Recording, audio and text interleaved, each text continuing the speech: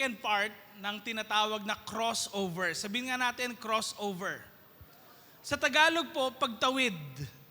Dahil tatawid tayo, o tumawid na tayo sa bagong taon, pero baka ang ilan din sa atin, hindi pa nakakatawid naman sa mga pagsubok o trials ng buhay natin. O kaya perhaps si Lord, dinadala ka niya sa another level or ibang lugar, o kaya naman pinopromote ka ni Lord sa trabaho, o kaya naman nag-change na ng level yung pag-aaral mo, dati senior high ka, ngayon magka-college ka, and uncertain tayo sa mga nangyayari sa buhay natin. Kung kaya ang mga Pilipino po, ang gusto natin madalas, magkaroon tayo ng mga feng shui sa bahay, meron tayo mga lucky charms, dahil bakit? Lahat tayo uncertain. Tama ho ba? Madalas, naniniwala tayo sa mga pamahiin kahit hindi naman talaga totoo. Tama ba yun? Bakit? Dahil meron tayong uncertainty lagi na nararanasan sa buhay. Pero yun ang reality, mga kapatid, na uncertain talaga ang hinaharap natin. At kailangan po bilang Kristiyano, wag tayo mag-rely sa mga lucky charms or mga pamahiin, kundi lumakad po tayo sa pananampalataya sa Panginoon. Alam niyo po, sa Bible, lumakad sa pananampalataya ang mga Israelites. Imagine po, for 430 years, sila po ay enslaved sa lugar ng Egypt. Sabihin nga natin, Egypt. Pero po, dumating ang panahon na sinent ni Lord si Moses para palayain sa lugar ng Egypt ang mga Israelites. Nag-send si Lord ng maraming mga plagues at pagpapakita ng siya talaga ang Diyos na buhay na makapangyarihan sa lahat ng mga Israelites. And noong nakalis na po sila ng Egypt at malapit na po sila dun sa Red Sea, alam niyo po, kitang-kita nung mga Israelites, kung makikita niyo dyan, yan yung mga Egyptians, na nakasakay sila sa karwahe nila, mga kabayo nila, at hinahabol sila nito. So just imagine ninyo, kung kayo po yung 700,000 to 1 million plus na Jews nung time na yon, at na-stock up kayo dahil nasa Red Sea na kayo, then sila, hinahabol nila kayo ng mga Egyptians na ito na nakakabayo. Just imagine yung fear and worry ng mga Israelites. Pero ang nangyari po, nagkaroon ng miracle ang Panginoong Diyos na buhay through Moses, at ang sabi niya, Moses, iangat mo yung staff mo. Next slide. At nung pag-angat po ni Moses ng staff niya, nahati ang Red Sea at nakadaan ang mga Israelites. So, kung imagine niyo lang po yung sinasabi ng Bible, alam natin, di ba, kapag mayroong paparating na sasakyan, naririnig natin yung makina nila, naririnig natin yung busina ng mga sasakyan na yon. Just imagine, itong mga kabayo ganun din. Nung time na yon, naririnig yung yabag ng mga kabayo na ito in the hundreds of thousands. And yet, tumatakbo yung mga kabayo, tapos yung mga Israelites naglalakad lang. Siyempre, di ba, hindi pwedeng tumakbo sila. Bakit? Pag tumakbo po sila, ang mangyayari, magkakaroon ng stampede. Okay? So, just imagine, naglalakad lang po ang mga Israelites, pero itong mga Egyptians na nakakabayo, hindi sila nakahabol. Hindi sila nakahabol. At nung nakatawid na lahat ng Israelites at yung mga Egyptians, nagko-cross na sila dun sa nahati na yan na Red Sea, binaba ni Moses yung staff niya, at ano nangyari? Sila po lahat ay nalunod, yung mga Egyptians na yon. So just imagine yung miracle ni Lord in the midst of the Israelite people. Na kahit pala gadagat yung problema or yung nakikita natin napaka-impossible na bagay, pwede palang si God mag-make a way dun sa problems and trials natin. Hindi man laging nangyayari, pero God can do it. Amen? Amen? Now, dumating po yung time na kung saan pagtapos ng Red Sea, malapit na po sila dun sa Promised Land, nag-send po ng 12 spies, next slide, ang Israel, and yung 12 na ito, galing po ito tig-iisa sa 12 tribes ng Israel. And nakita po nila doon, kung makikita nyo, no, yung depiction dito, kanan, bandang taas, 2 tao yung merong daladala ng grapes. In short, talagang malalaki talaga yung mga bunga dun sa lugar na yan ng Promised Land. And talagang ito yung lugar na kung saan pinangako ni Lord para sa kanila. Dahil po bakit? Yung mga naninirahan po kasi doon sa lugar na yon ng Canaan or yung Promised Land, sa totoo lang po, hindi po kasi sila tao talaga. Okay? Hindi talaga po sila tao, but they are giants. So pagdating po, pag binasa niyo po ang Genesis chapter 6, magugulat kayo, there is this story na ang mga angels nagrebel against God, and then nagkaroon sila ng anak sa mga women. And yung naging anak ng mga babae na yon, naging Nephilim na tinatawag or giants. Kung kaya kahit po sa anumang history sa buong mundo, and kahit dito rin po sa Ilocos, sa isang cave sa Ilocos, magugulat po kayo, meron diyang nakita na malaking jar at 13 feet yung laki ng tao. No? And giants all over the world na history, mapapansin din natin, nandoon yun sa mga stories nila. So, is it just a coincidence ba? Isa ba tong fairy tale lang? Hindi porkit hindi natin nakita, hindi totoo. Pero the Bible tells something about it. Kaya lang, itong mga spies na ito, nung nakita nila sa Promised Land yung mga giants, 10 po sa kanila ay natakot. Sabi nila, mga tipaklong lang tayo sa harapan nila. Sino sa inyo nakahuli na ng tipaklong? Meron ba? Ipis, nakahuli na? Langgam. Ang mga tipaklong, mahuhuli mo rin siya, pero mahirap lang hulihin minsan dahil patalon-talon. Pero napakaliit nila, mahuhuli mo sila. Ngayon po, yun ang tingin ng 10. Pero yung 2, si Caleb and si Joshua, iba yung tingin nila. Sabi nila, hindi, kaya natin sila labanan.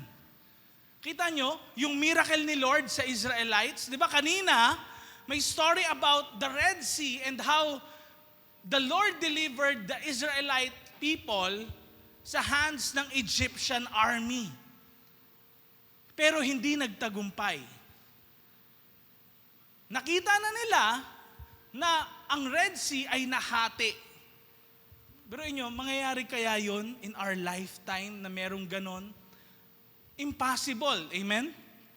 Amen? It's impossible.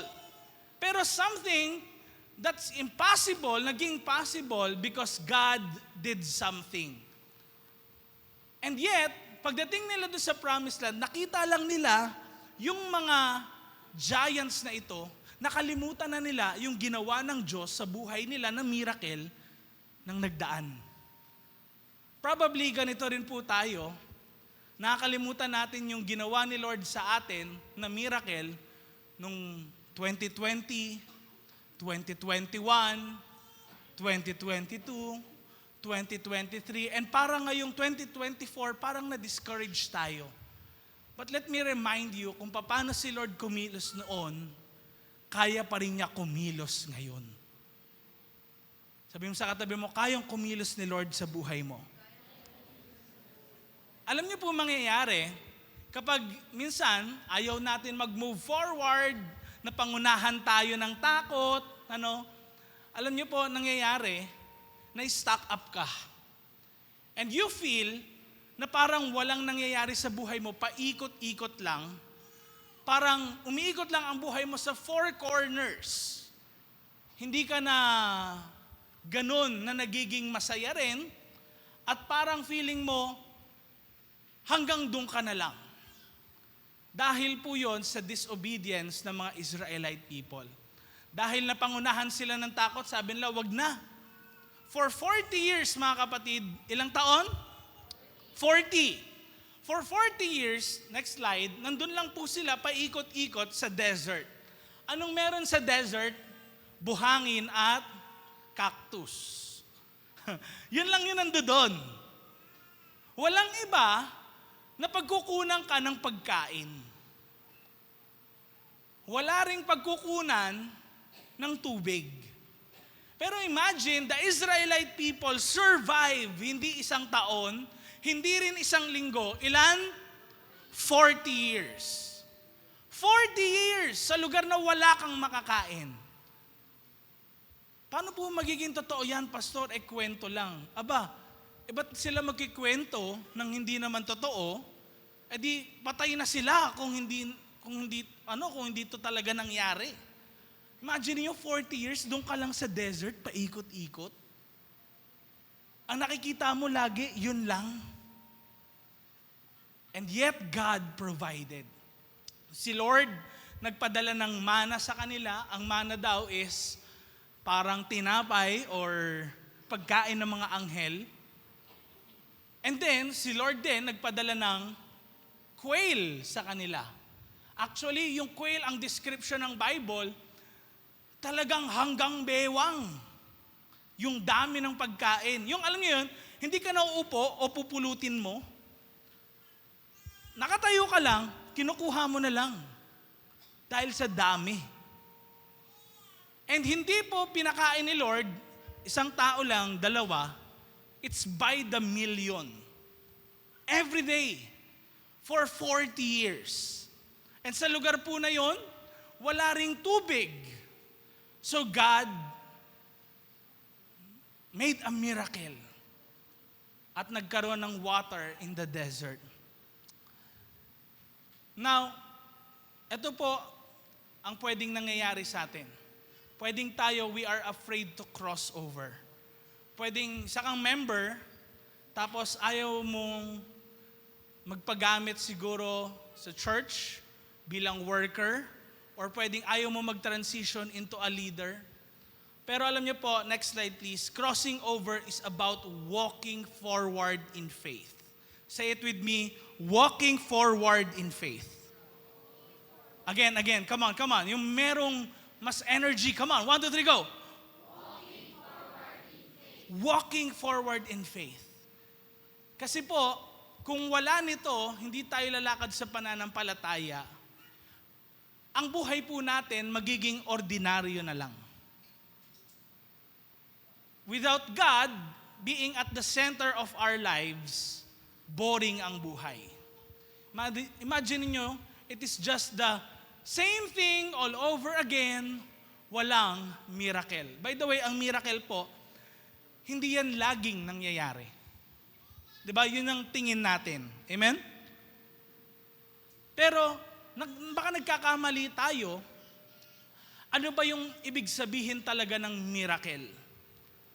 Alam niyo po ba na ang mundo nating ginagalawan itself is a miracle? Alam niyo ba yon? Na ang earth, fine-tuned talaga siya para mabuhay ang isang tao. Para ikaw ay makahinga, kailangan may certain level ng oxygen. At kapag sumobra yon, delikado. Kapag dinagkulang, delikado. Pero ang mundong ginagalawan natin, in such a way na kaya nating makasurvive kahit maraming mga panahon na ang lumipas, it is because hindi yun aksidente lang, pero we have a Creator who miraculously created everything for us. Amen? Kaya hindi mo masasabing walang Diyos dahil ang mundong ginagalawan natin ay fine-tuned para mabuhay tayo. Ang cells na meron ka sa katawan, sinong mahilig dito sa biology na subject, o kinamumuhian nyo ang biology na subject, ayaw na ayaw ko yun, Pastor. Meron ba? Alam nyo po, in biology, sabi ng mga scientists, bakit ganito yung structure ng cell? 'Di ba? Merong mga storage doon, meron ding mga kung ano-ano pang parts. Is it just an accident? No, there is a designer. Ngayon, kung yung designer na yon nag-design ng isang complicated na bagay, how much more si God, kaya niya ring ayusin ang buhay natin kung ito ay magulo, kaya niya tayong buhayin in the midst of problems and trials na feeling natin, ikamamatay natin. Now, ngayon po, i-explore natin what happens after crossing over. Ano po ang mangyayari matapos ng makatawid tayo? Katulad po ng sinabi ko kanina, nakatawid yung mga Israelites sa Red Sea, pero hindi po kasi doon natatapos yung journey. No? Hindi porket nakatawid ka na sa isang problema, tapos na, okay na lahat. Because the Bible doesn't promise na kapag sumunod ka kay Lord, wala kang problemang pagdadaanan. Meron at meron. Kaya lang, willing ka bang sumunod sa Kanya o hindi? Tanong mo nga katabi mo, willing ka bang sumunod kay Lord? Dahil po, ito na yung panahon sa Deuteronomy chapter 28 and so on and so forth, namatay na po si Moses. Nung namatay si Moses, eto na po yung pumalit sa kanya. Sino po? Si Joshua. And si Joshua, siya ay bagong leader. And let me tell you, yung kaninang sinasabi ko pong 12 spies, yung dalawa doon, isa si Caleb, at sunod po ay si Joshua. And si Joshua po, siya yung naging leader ngayon ng buong Israelite people. And si Joshua may kinakaharap na problema. Dahil lahat ng mga may ayaw pumasok noon o mga takot sumunod kay Lord at pumasok sa promised land, namatay na. This time, yung mga matatapang, tingnan mo yung katabi mo kung matapang yan, no? Yung mga matatapang, willing silang pumasok sa promised land and they want to walk in faith kasi gusto nilang sundin si God sa buhay nila. And ano po ang nangyari? Sa madaling salita, yung staff ni Moses, yung tablets of stones, yung manna, nilagay po yon sa tinatawag na box or Ark of the Covenant. At yung box po na yon or yung Ark of the Covenant na yon, it signifies God's presence. And nung sila na po ay naglalakad, may problema na naman silang kinakaharap. Ano po yun? Nag-uumapaw po at that time yung Jordan River. Sino na sa inyo nakapunta na ng Marikina River? Meron ba? Ayan. Alam niyo po, kung kayo ay pupunta sa Marikina at siguro baka nakita nyo na lang sa news, pag may bagyo, di ba, umaapaw yung Marikina River, no? And ganon din, tignan natin maigi, o imagine natin, na ang Jordan River umaapaw. Pero hindi naman po yung bumabagyo, ano? Imagine niyo na lang na tumaas yung tubig talaga sa kapanahunan na yon. And the people, the Israelite people, hindi nila kayang maka-cross over sa ganon na lakas ng daloy ng Jordan River. Pero po, ang ginawa nila, sabi ni Lord, unahin mo yung Ark of the Covenant. Kailangan una yung presensya ko. Mga kapatid, salamat sa Panginoon at nandito ka dahil first Sunday of the year. 1 out of 52 Sundays, inuna mo si Lord.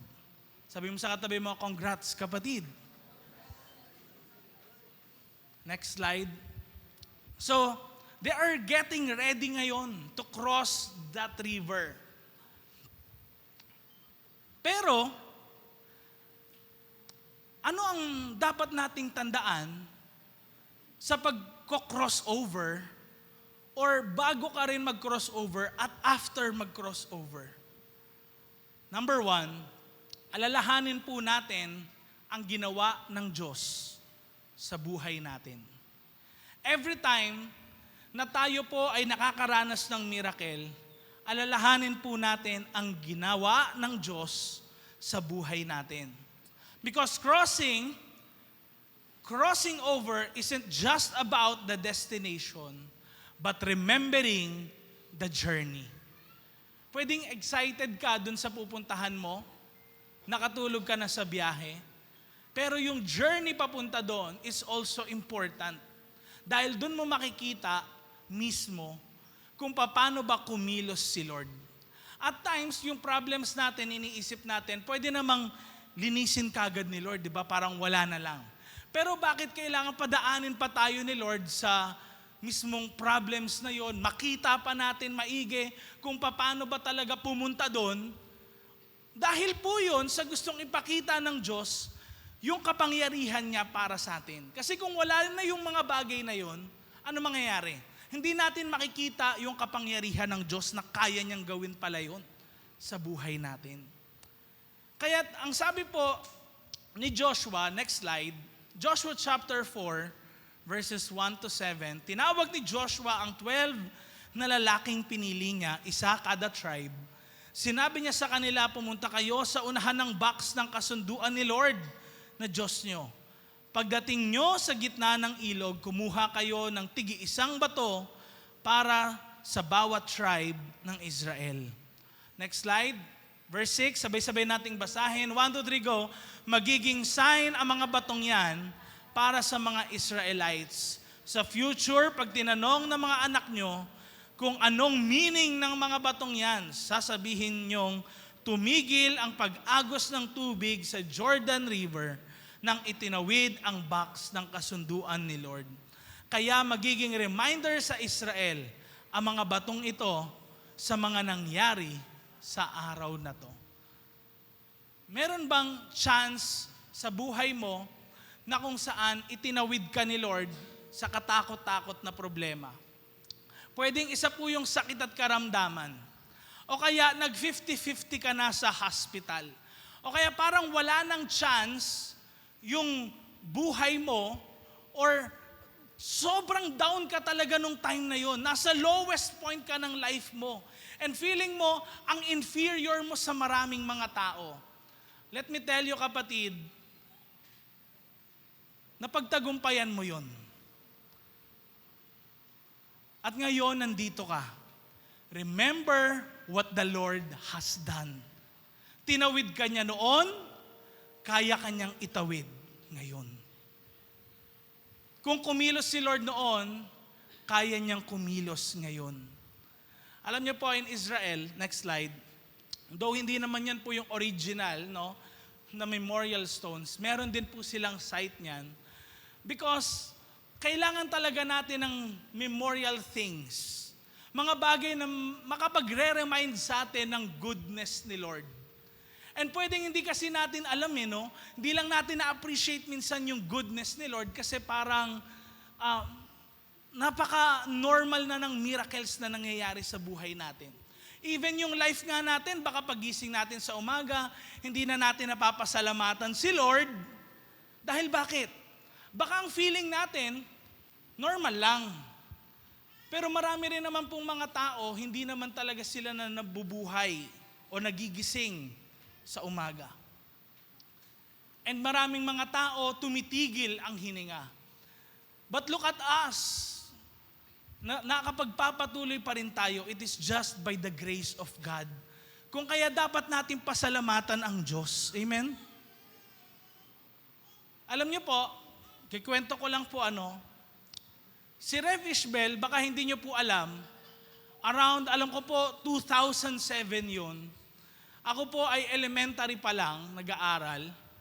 And siya po ay nasangkot dun sa barilan ng pulis at saka mga, hindi hold-upper anong tawag doon? Bank robbers. Diyan sa may Metro Bank, dito malapit sa may Galas. Alam niyo po yun? No? And nung time po na yon, syempre, nagkaroon ng barilan mga pulis, pati yung mga robbers, ganyan. Yung driver ng tricycle, nakababa na siya. Kaya lang si Rev Ishbel, alam nyo naman siya, hindi niya alam yung mga ganon, pag may nangyayari. Nasa loob lang siya ng tricycle. Siyempre, di ba, yung mga bumabaril, pulis, psh, psh, tapos, iba tatago dun sa tricycle, di ba? Ganon nangyayari. So, sa madaling salita, ganon po yung nangyari, na-caught up siya dun sa gitna na yon, and suddenly, parang merong sumuntok daw sa kanya, yun yung na-feel niya. Tapos maya-maya, sabi niya, ano yung basa na naupuan ko? Nakita niya na lang, dugo na dumadanak dun sa dun sa paa niya. So tinawagan niya daw sina Pastora Jane at that time, sina Bishop. Ewan ko po kung alam niyo tong story na to, siguro yung mga matatagal na alam to. And sabi pa, sweetheart, nabaril ako. Hindi yung hindi yung tense, nabaril ako, ganito. Anong nangyari, ganyan? So sa madaling salita, dinala po si Rev sa hospital. Tapos, sinek siya ng mga doktor, in-x-ray. Then nakita nga po, meron siyang 4 na tama sa katawan. And then, nung tinignan po dun sa x-ray, nandoon yung bala, may nakabaon sa kanya. Then sabi ng doktor, basag daw po yung pelvic bone niya kasi siya rin, hindi niya magalaw yung paa niya. So ang pelvic bone po, para sa trivia ng marami, ito po yung pinakamatigas na bato, na buto sa katawan ng tao. No? And just imagine, nung time na yon, ako, bata pa kasi ako, elementary, pagdating ko ng hospital, Mama, ba't ka kasi nagpabaril Sabi ko sa kanya, ba't ka kasi nagpabaril Ikaw kasi, ganyan, sisiyan kami. Siyempre, hindi naman niya ginusto. Hanggang sabi niya, hindi ako papayag. Makakapunta pa akong ibang bansa. Sabi niyang ganun. Kasi nga naman, di ba, kapag sa airport, pupunta ka dun sa scanner, tutunog, di ba? Tutunog bawal Alam niyo dito, di ba, sa airport, yung laglag bala, di ba? So, hindi pwede siyang makatravel basta-basta. Sabi niya, hindi ako papayag in Jesus' name. Nandoon po yung auntie ko, sina Bishop, sina Doc Sera po noon, pray, ganyan.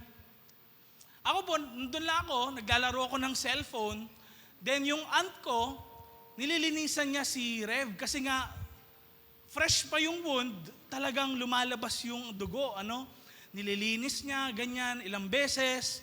Tapos, may time, na nung nililinis na nung aunt ko yung yung hinihigaan, biglang nakita merong bala dun sa hinihigaan niya. Sabi niya, oy, ito yung bala. So, syempre, para makasigurado, tignan nga natin, ganyan. Pumunta dun sa sa x-ray ulit, tinignan. Yun nga yung bala na yun. And yung bala na yun, nakatabi pa dun sa bahay namin. Hanggang ngayon. Just a reminder that God is our great God. Amen? And sa madaling salita, si Rev Ishbel, nakakalakad ngayon, normal. Amen? Though sabi niya minsan, yung paa daw niya, mahina daw, or minsan parang kahit tumapak, hindi niya daw nararamdaman na parang nakatapak. Pero nonetheless, si Lord nagtawid sa kanya sa kalagayan na yon. So just imagine, si Rev Ishbel po, nakapunta pa ng ibang bansa, I believe it was 2010 or 2014, ganyan. Nakapag-Amerika pa sila. Tapos, recently lang, 2024, pumunta sila ng Qatar para mag-preach sa mga churches. It's all about God's faithfulness. May mga memorable things ba sa buhay mo nitong 2024 na kumilos ang Diyos sa buhay mo? Nakasurvive ka, pwedeng exam yun. Exam sa school. Or pwedeng it's something else. pwedeng nakasurvive ka dahil sa isang bagay na yon, o kaya pwedeng sa trabaho mo. It may be something else, pero it reminds you of God's faithfulness. Kasi si Lord din kumikilos sa ating mga buhay. And you know what? May mga stones of miracles po sa Old Testament.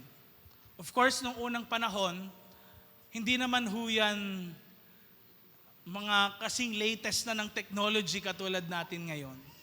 Pero makikita natin in the Old Testament na meron po mga stones of miracles. And ito po, long list po talaga siya. Kinuha ko lang yung 4 na baka medyo familiar tayo. Ano? So, nakalagay dyan, stone of remembrance, yung nung natuyo po yung Jordan River. Natuyo. Okay, hindi po siya yung katulad ng Red Sea na nangyari ay nahati, kundi natuyo yung dadaanan nila.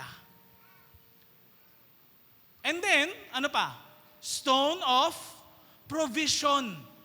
Nagreklamo yung mga Israelites, Moses, dito ba kami sa desert para lang mauhaw, mamatay sa uhaw? Si Moses, dahil sa galit niya, hinampas niya yung stone. At ano po nangyari? Water came forth. Umapaw ang tubig. Nakakailang litro ka ng tubig sa isang araw?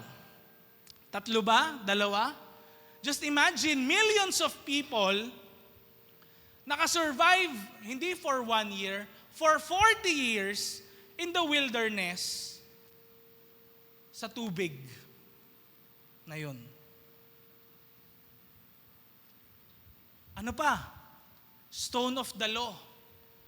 Pagbaba ni Moses, dala-dala niya na yung tablets na sinulatan ng Diyos ng 10 Commandments.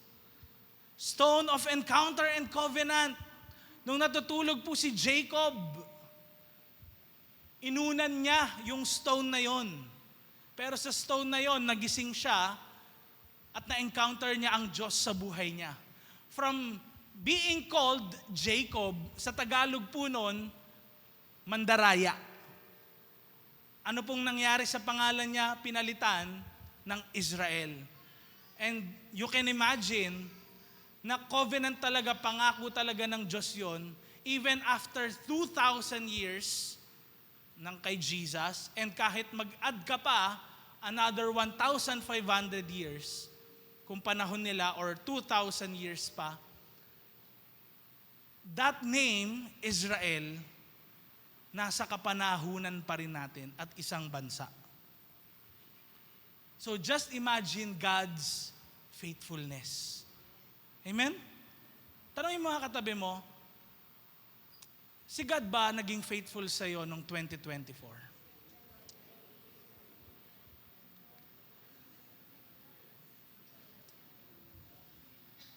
Dahil kahit po yung mga ibang authors ngayon ng Old Testament, tulad ni na David, nagsulat po siya sa Psalm chapter 18 verse 2, nabasa niya rin no?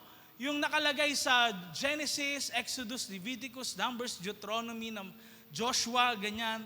Nabasa niya rin yun. And tingnan niyo yung sabi ni David. Sabay-sabay nating basahin. 1, 2, 3, go.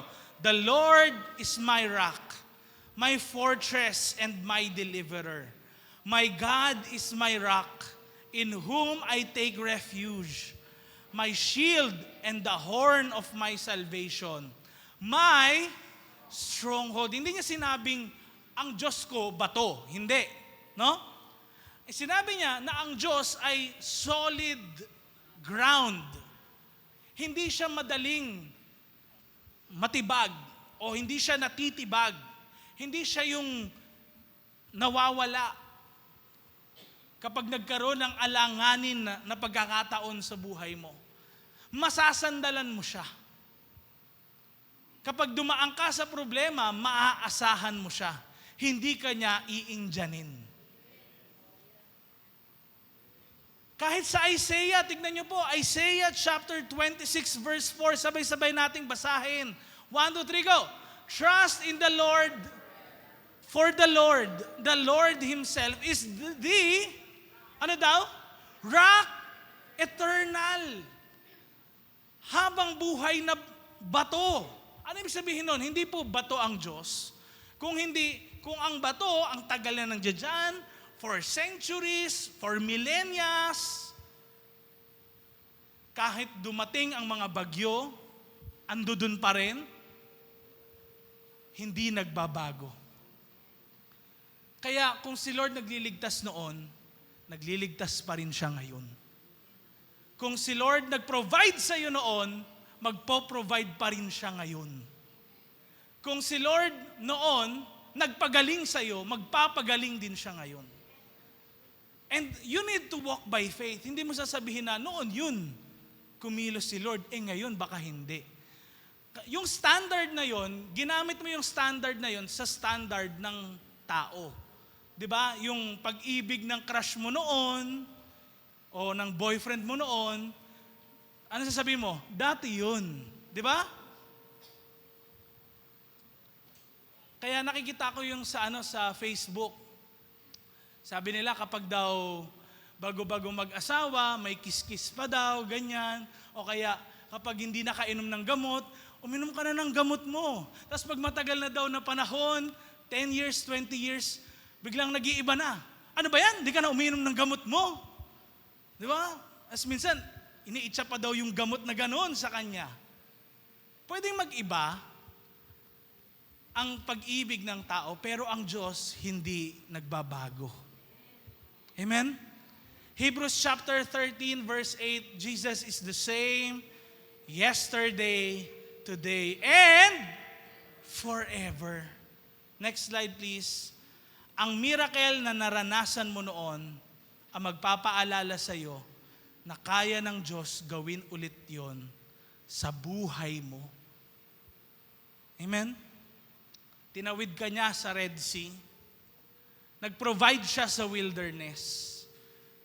Kung parang merong Red Sea ng buhay mo na parang Jordan River na rumaragasa, kaya ka rin niyang itawid doon. Amen? Kaya, ang tanong ko po sa inyo, ano ang mga stones of remembrance natin ng 2024? Ano yung mga bagay na naaalala mo, na ginawa ng Diyos sa buhay mo at tinawid ka niya? Pwedeng nakaranas ka ng loss ng family member, pero sa kabila nun, si Lord yung naging comfort mo. Pwede kang nakaranas din na nawalan ka ng pera, na-scam ka, pero nabalik sa'yo yun dahil si Lord kumilos sa buhay mo.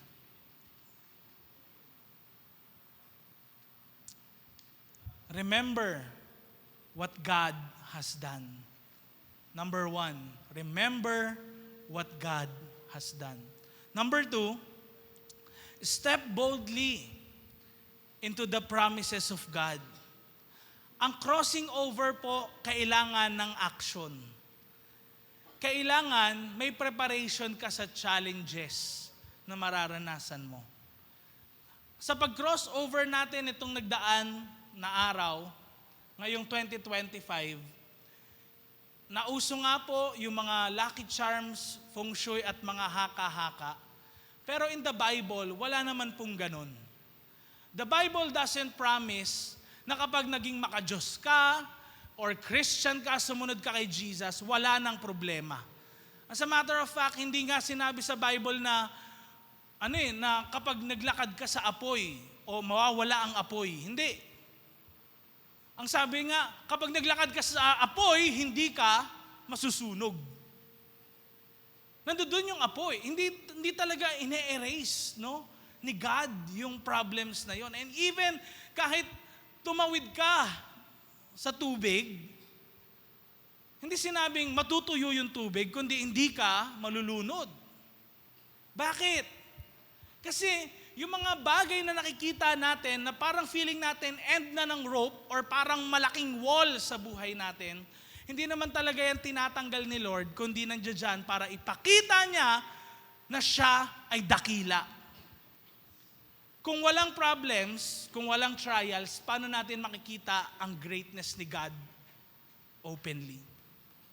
Imagine a life na perfect, na nasa iyo na ang lahat. Parang kanta ni Daniel Padilla. Pero, nasa iyo nga ba ang lahat? Tingin mo ba, aasamin mo si Lord sa buhay mo kung nasa iyo na ang lahat? Kahit po ako, kung nasa akin na lahat, baka hindi ako lumapit kay Lord eh. Bakit ko pa siya kakailanganin kung nasa akin na pala lahat? Kung wala akong pinoproblema sa buhay ko. But this is the reality of life. May problems, may trials. And yung problems and trials na yon, nagpapakita sa atin ng tamang direction na dapat nating tignan. Nagpapakita yung problems and trials ng tamang focus and priority natin sa buhay natin. Na kailangan pala natin ang Diyos na mas malaki sa atin, nakakaalam ng lahat. Amen? Para sa ganon, mapagkatiwalaan natin siya in times na meron tayong o puno tayo ng doubt. In times na nafe-feel natin alone tayo, kasama natin pala siya through it all. Sabi mo sa katabi mo, kasama natin ang Diyos. Hindi ako malulunod. Hindi ako matatakot. Amen? Stepping boldly into the promises of God, ibig sabihin po nito, trusting God. Pinagkakatiwalaan mo ang Diyos in the midst of your problems and trials. Uncertain ka sa mga bagay na nangyayari. Hindi nga natin alam kung 2025 na to, may World War III. Dahil sa nangyayari ngayon na hindi magandang exchange kahit ng Russia and China, Amerika at Russia, kahit nagkakaroon din ng civil war sa iba't ibang parte ng mundo, maraming uncertain na mga bagay. Pero, magtiwala ka kay Lord that God will pull you through or push you dun sa gusto niyang lugar na puntahan mo. At kaya kang itawid ng Diyos sa lahat ng bagay na yan. Tingnan niyo yung sabi ng Joshua chapter 4, verse 10. Sabay-sabay nating basahin, 1, 2, 3, go. Nanatiling nakatayo sa gitna ng ilog ang mga priest, hanggang matapos ng mga tao ang lahat ng mga inutos ni Lord kay Joshua. Natupad ang lahat ng ayon sa bilin ni Moses kay Joshua. Nagmamadaling tumawid sa ilog ang mga tao. So, you can imagine po na ganito nangyari. Natuyo yung Jordan River. Nangyari dahil una yung priests na may hawak ng Ark of the Covenant that symbolizes God's presence. Tumigil po yung mga priests dun sa gitna ng Jordan River. Hindi sila yung tumawid na, tapos iniwan na ang lahat. Nangyari po, tumigil yung mga priests in the midst mismo ng Jordan River. And alam naman natin yung ilalim ng mga ilog, ng mga bodies of water, may mga bato dyan, merong mga buhangin. At nag-cross over ang thousands and millions of Israelites dun sa Jordan River.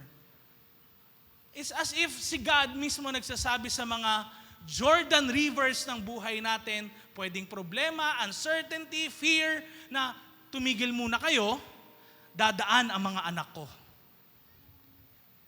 Kung dumadaan ka sa mga problems and trials, si God, He is just the solution na pwede nating pagkatiwalaan. Si God yung magbibigay ng answer to our prayers.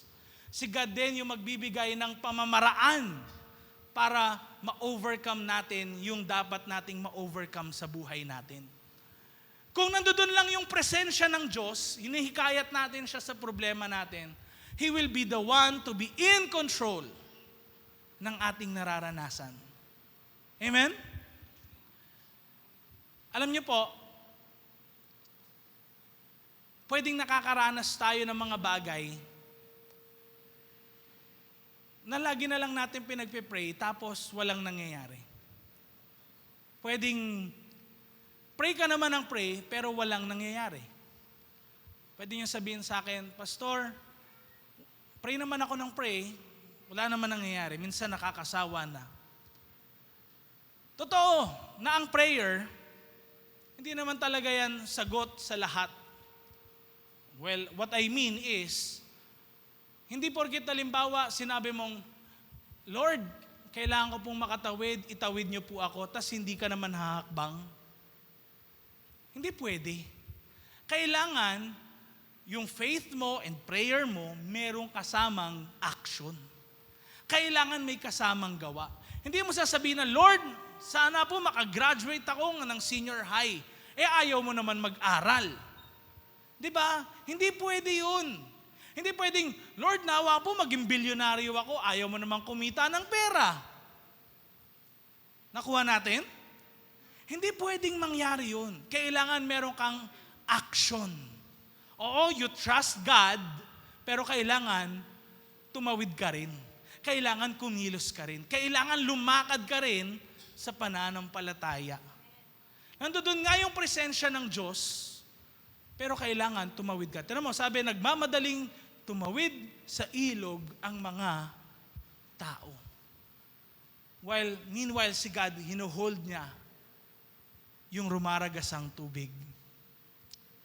Kaya stepping boldly into the promises of God means, next slide please, letting God lead you every step of the way.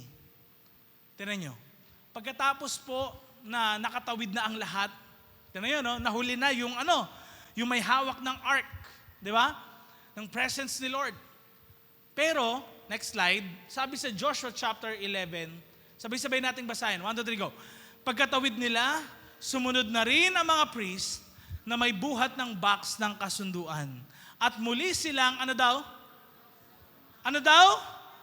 Nauna sa mga tao. Teka, paano ba mag-lead si Lord? Halika nga dito, Jonah, saglit lang. Paano ba mag-lead si Lord? Ito ka. Si Lord ba pag nag-lead, siya yung nasa likod natin, tapos kung halimbawa doon tayo pupunta, yan sige, para kapag merong bato dyan, ikaw unang madapa. Yan, sige. Ganun ba si Lord? Hindi. Si Lord, pag may pupuntahan, halika dito. Oh, ingat dyan. Ingat. Okay, eto na. Nakapunta na tayo. Thank you, Jonas. Palakpakan naman natin si Lord. Dito natin makikita yun. Si Lord, pag nag-lead, hindi pinupush ka niya at hayaang, buti nga sa'yo, nasa unahan ka eh. Si Lord, pag nag-lead, dito ka, okay, mauna ka na doon, ako na susunod ulit, ako ulit mauuna. Ewan ko naranasan niyo po sa mga parents niyo, nang tatawid kayo, sabi sa jeep, teka, padaanin muna mga bata. Di ba? Pansin nyo? It's a depiction ng ganun sa Joshua chapter 4. Kaya muli silang nauna sa mga tao. After nun, ito na. Verse 12, next slide please. Sabay-sabay nating basahin. 1, 2, 3, go. Gaya ng bilin ni Moses sa kanila, nanguna sa pagtawid ang mga lalaking sundalo na handang makipaglaban at mula sa mga tribes ni Reuben, Gad at kalahating tribe ni Manasseh.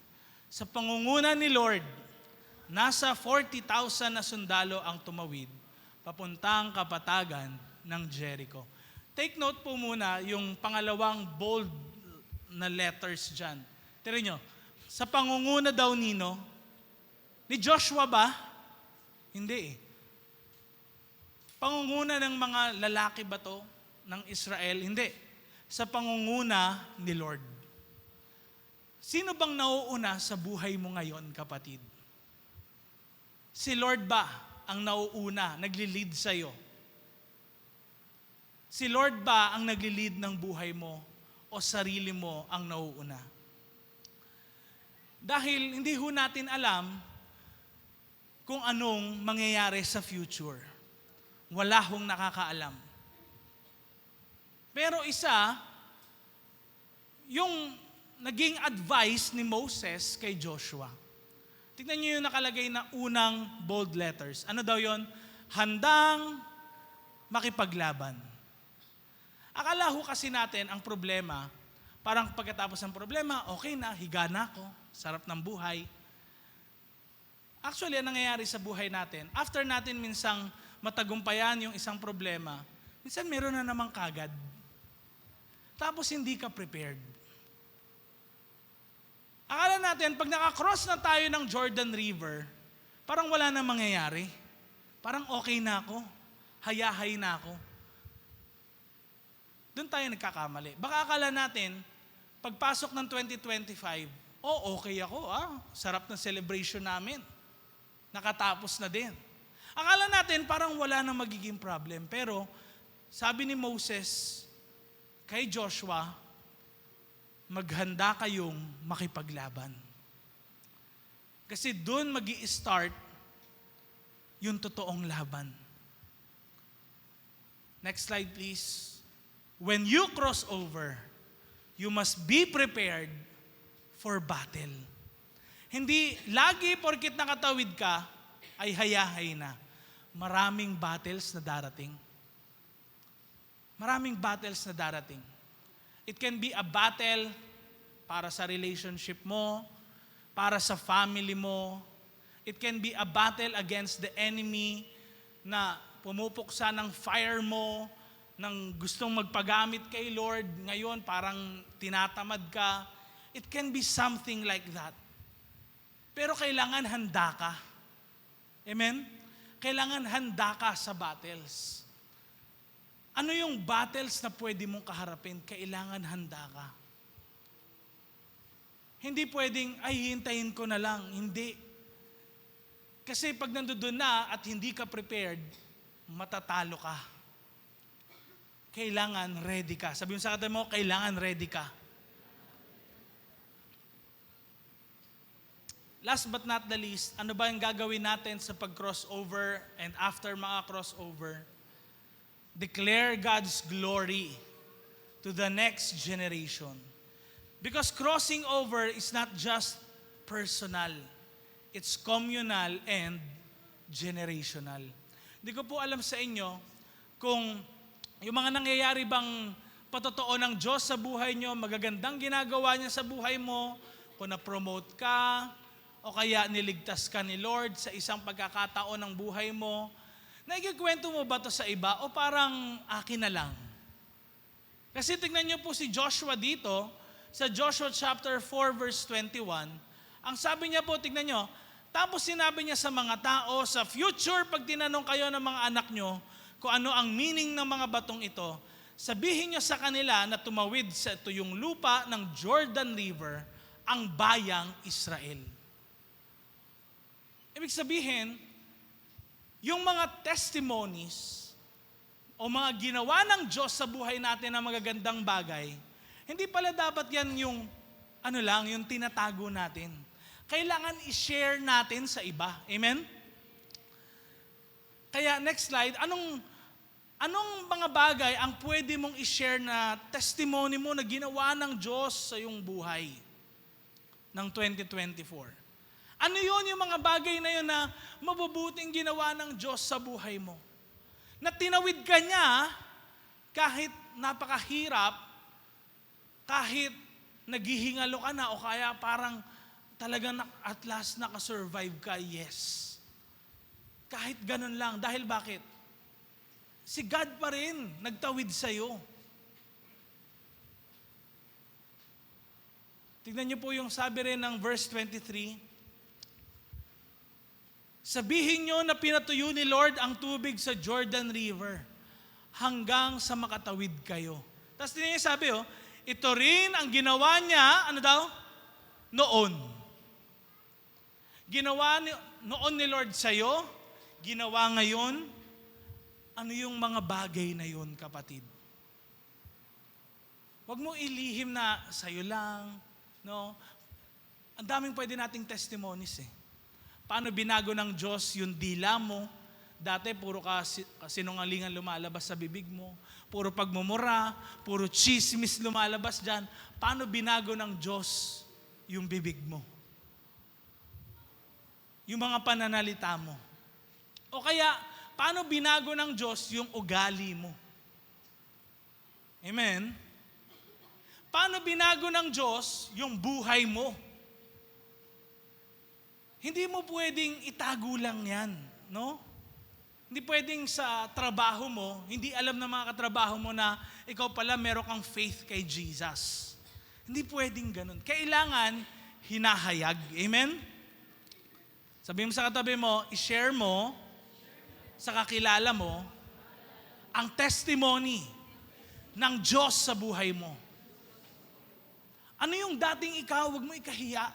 Dahil bakit? Binago ka na ng Diyos. Kahit gaano pa kagrabe ang past mo, yung past mo hindi nagmamatter dahil binago ka ng Diyos.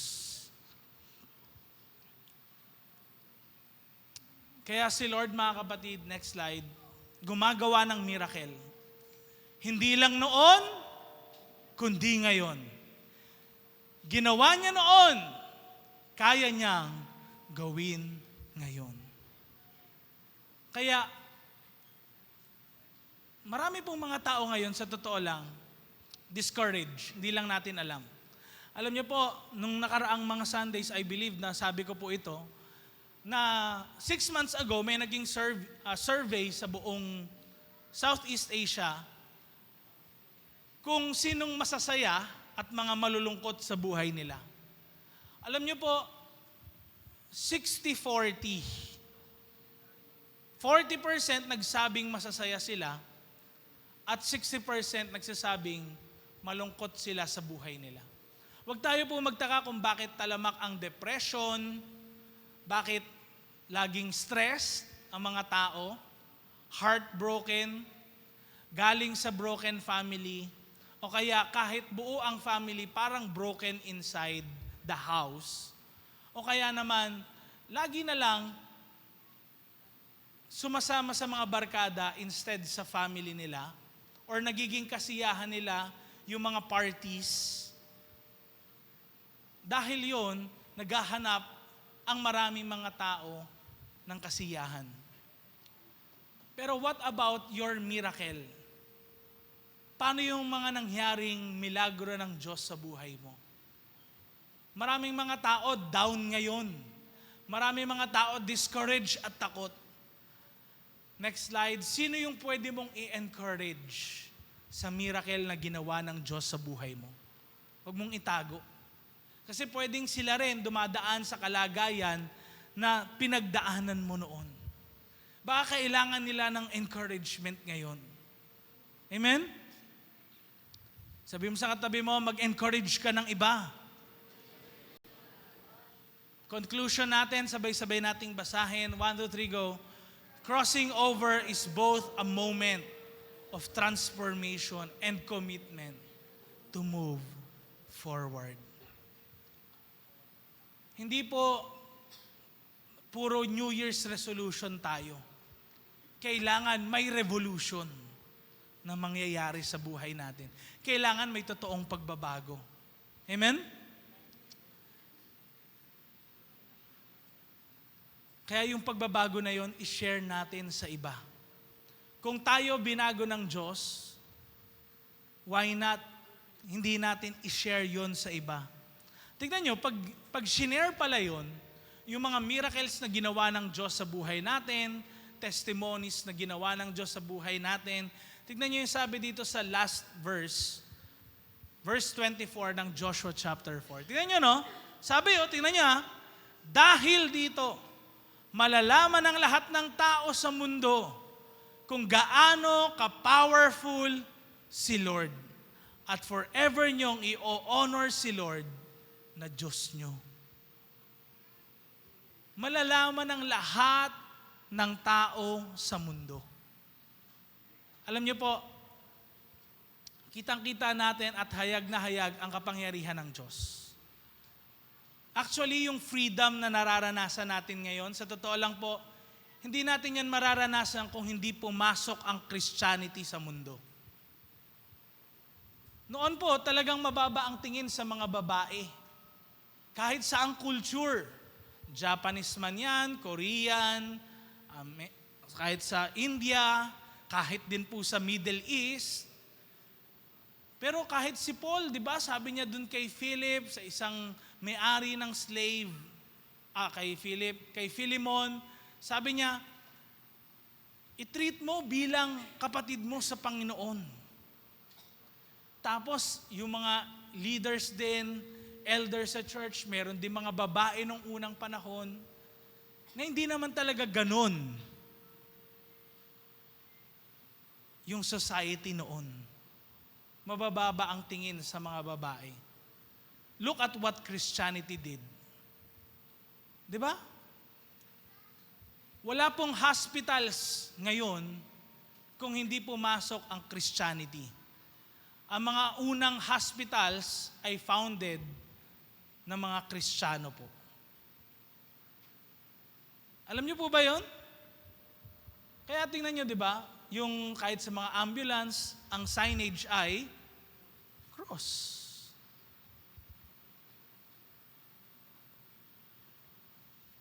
Kaya kung wala si Lord, baliwala lahat. Kung si Lord kumilos sa buhay natin, ba't hindi natin i-share sa iba? Share mo sa members ng family mo. I-share mo si Jesus sa mga friends mo. Hindi ko po alam paano sa Bible Pastor. Hindi. Anong ginawa ng Diyos sa buhay mo? Amen? Yun yung i-share mo.